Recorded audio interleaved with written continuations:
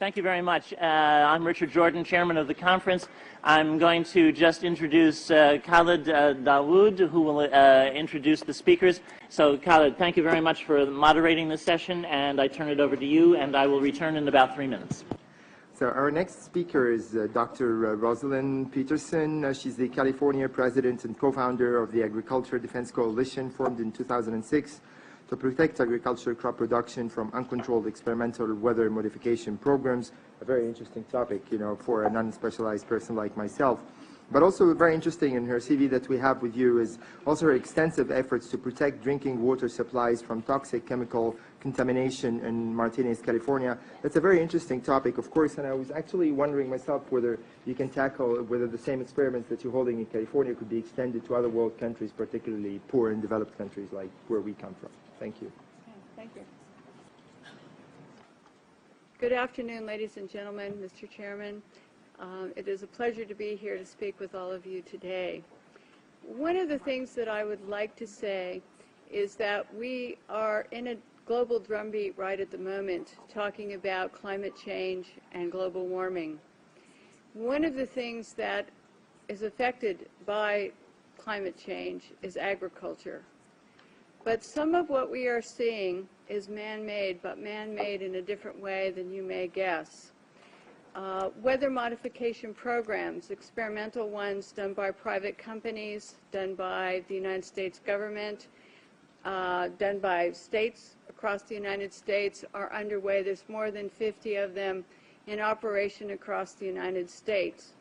All of these impact agriculture because they change the microclimates needed for agriculture to survive.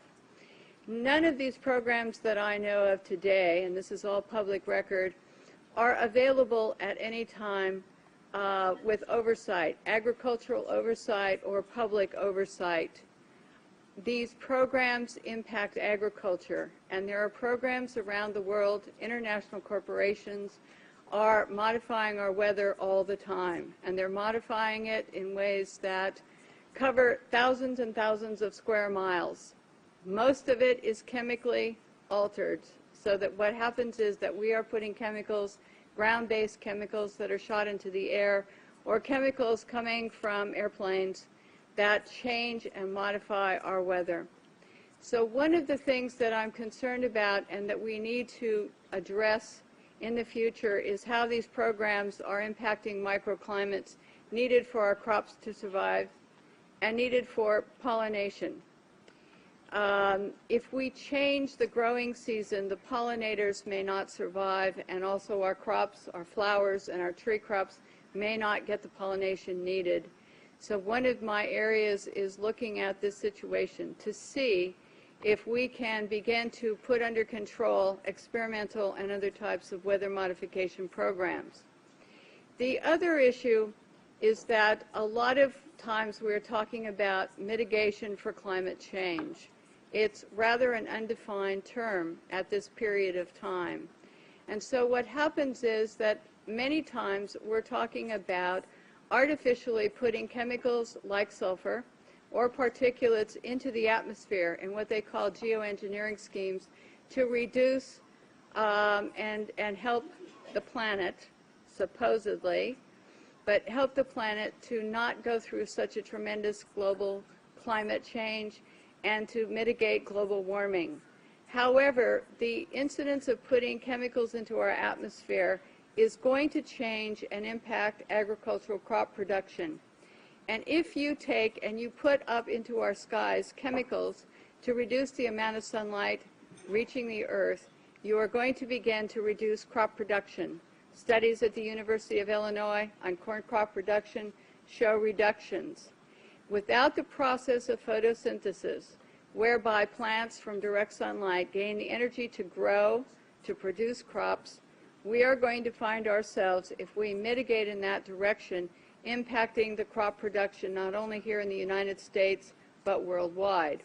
One of the things that is impacting crop production right now in the United States and reducing photosynthesis and also impacting the ability of solar power panels to generate the type of power that they should is persistent jet contrails.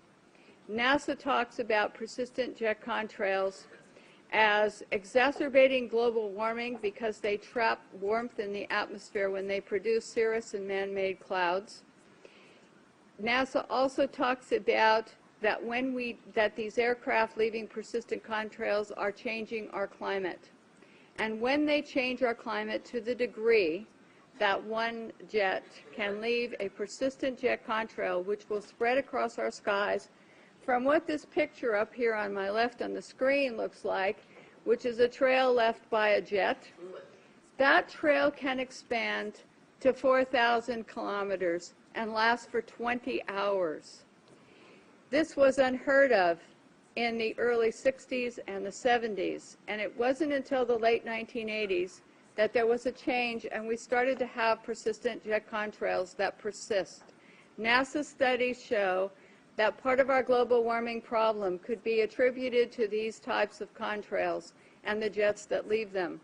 So one of the issues as we go through is, how do you like your skies, natural or man-made? And right now we are making man-made clouds, and this is trapping warmth in our atmosphere. The climate change that is produced by these jets, not all jets, mostly some non-commercial, but what happens to our skies is that we start to see the changes. The man-made clouds do trap the warmth, and they increase the humidity. This allows for pests to proliferate, diseases, molds, mildews, funguses, and viruses. This is a man-made cloud, ladies and gentlemen, and these pictures I took myself over Northern California, and this is a burst. This is where a jet left a huge plume, and then this turned in at the end of it to a burst, and this is not normal, never seen before in our county historically, and I was born and raised there. This is another picture showing the jet trail just before the burst. This is our skies, and I want you to know that what you're seeing now, a lot of times many scientists know, especially at NASA and in other areas, that the skies that we're seeing are not normal cloud formations. These are man-made. And what happens as we reduce the amount of sunlight in a form of global dimming, we reduce the solar power with these type of clouds, and we reduce photosynthesis, which is going to impact agriculture. The pictures look odd. The formations don't look like normal clouds that people have seen before historically. This is another type of man-made cloud, and what we have done and what you're seeing here is we have the photographs from the times that the jet leaves the first trail as a thin, spindly trail to where they form into these different types of cloud formations. All of you can start looking up and seeing this. What happens is that there are experiments, and there's a color, you can see some color in this photograph. And part of what we're doing also is we're sending up canisters. The United States government, NASA, the U.S. Air Force, is sending up canisters into the atmosphere filled with chemicals to modify and experiment with our ionosphere. And when we modify and experiment with our ionosphere up here, we create experiments which they can see through these persistent jet contrails as they stay in the sky for long periods of time, and they can watch the experiments. The type of chemicals they are using are aluminum, barium, strontium, and these canisters are sent up on rockets, and what they do is they superheat the canisters to create experiments in our atmosphere. The experiments can give you colorful auroras, which they talk about as being wonderful. Many times people think that the auroras in Alaska and the ones we see are normal, but there's beginning to be more and more seen across the United States and elsewhere where aluminum, trimethyl aluminum experiments to make clouds are beginning to impact us. The reason I am concerned for agriculture is that none of these experiments have any public oversight nor agricultural oversight. Our drinking water is impacted because the chemicals are now beginning to show up in our drinking water. In California, the State Department of Health drinking water tests were examined between 1970 and this year, and we found unusual spiking in barium, aluminum, strontium, magnesium, calcium, manganese, and all of these spiked at the same time in various drinking water supplies across the state of California and also in Arizona. So what's happening with these atmospheric tests is that aluminum, as one example, gets into, with increased pollution and acid rain, gets into the root systems of our crop trees and our trees, and it looks like the trees are dying of drought. But they're not. What happens is that the root systems can no longer absorb the water and the nutrients needed to survive. Many of our forests in Redding, California and other areas are dying. The oak trees, the redwood trees, the Douglas fir across the United States, many areas. We believe that these trees are impacted because they cannot absorb enough water because aluminum is going into their root systems. Also, molds, mildew, and fungus from warmer temperatures produced by persistent jet contrails are also allowing pests and molds to proliferate, also impacting tree health and crop health. The skies that you see up here, it is important to note, have a white haze to them.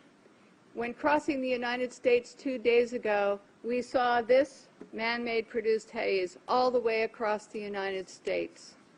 There were a few real clouds. We saw the persistent jet contrails from the jet windows, and the skies in the white haze looked a lot like this. So one of the things that we need to really look at is that jet fuel emissions contaminate our air, much as automobile exhaust. They know from scientific studies back in the 1970s that they deplete beneficial ozone in the atmosphere by releasing nitric acid. So one of the things that we need to look at is the impact of just jet fuel and just the emissions from jets as well. I want to go on and talk briefly about a couple of issues here that I think are important for everyone to realize. If we don't look at the problems that we are creating, the atmospheric testing programs, in other words, the jet contrails that are warming our climate, and we say to ourselves, we want to geoengineer something else. We want to add more particulates to help global warming or to stop climate change. What we're going to have is we're going to have a pea soup up there of chemicals which are going to be detrimental to our health. It is much better to take the EPA model of the 1970s, where the Environmental Protection Agency was designed to put in regulations to reduce the pollution at its source, to reduce and put caps on how much pollution corporations, cars, automobiles were putting into the atmosphere. One of the things that we're talking about as mitigation is to go into geoengineering plans which add more chemicals to our atmosphere, which are going to get into our drinking water supplies, which are going to get into our soils, which are going to impact our trees. Our trees across the United States, many of them in many areas, especially Mendocino, Lake, and Sonoma County, are dying. They are not healthy as they used to be. And this problem, having traveled across the United States into some other areas, seeing the pictures coming in from across the United States and other countries, we're finding that there's beginning to be an impact from all of these programs and all the chemicals in our skies. And so one of the things we need to think about and work for is reducing pollution. Alan Buckman from the California State Department in Fish and Game talked about microbes, and they're important to the environment. We have at our disposal already some technologies and already the wherewithal to begin to make the planet more healthy and to put it into a different perspective. But if we go to the geoengineering schemes that are waiting in the wings, thousands of them, to put the particulates up and sulfur, then we are going to be in trouble with agriculture across the United States and around the world. It is time that we look at some different solutions that are already here And it's time that we look at what's happening in our skies and say we don't need to add any more chemicals. We are doing enough. And what these experiments in our skies are doing with atmospheric heating and testing, we don't know. But the chemicals are showing up in our drinking water. So in closing, I would like to say to all of you and to encourage you to know that just what I showed you today is beginning to impact crop production in the United States. And we're seeing higher UV radiation that is burning the tips of our trees and our plants. We see the molds and mildews growing here. And we see all of this. And we hope that all of you will consider before you think of mitigation and just go forward with some of the plans that are being sold to you as almost a cap-and-trade situation, where a corporation like Planktos decides to put iron dust into the Galapagos Islands area. This is a proposal, may have already started, and to create algae blooms. And yes, they're saying, yes, we're going to help the environment because we're going to create these algae blooms for more oxygen. But what happens is it's going to impact the marine life in those areas. As a geoengineering plan, it is going to be sold, the credits for this, the supposed benefits, is to be sold as credits to people who want to pollute more. And here's the really awful twist to this, in my opinion, is if we sell pollution credits to polluters to ask them so that they can pollute more, we're only going to add more to our climate change and to our global warming processes. We have to say, no, we don't want money market schemes that are going to go into the ocean and change something possibly to the detriment of our oceans or our air, in order to sell credits to someone who wants to pollute more. Ladies and gentlemen, this is a consideration for all of you when you start to talk about caps and trades, when you start to talk about geoengineering plans, because we don't need a money market scheme.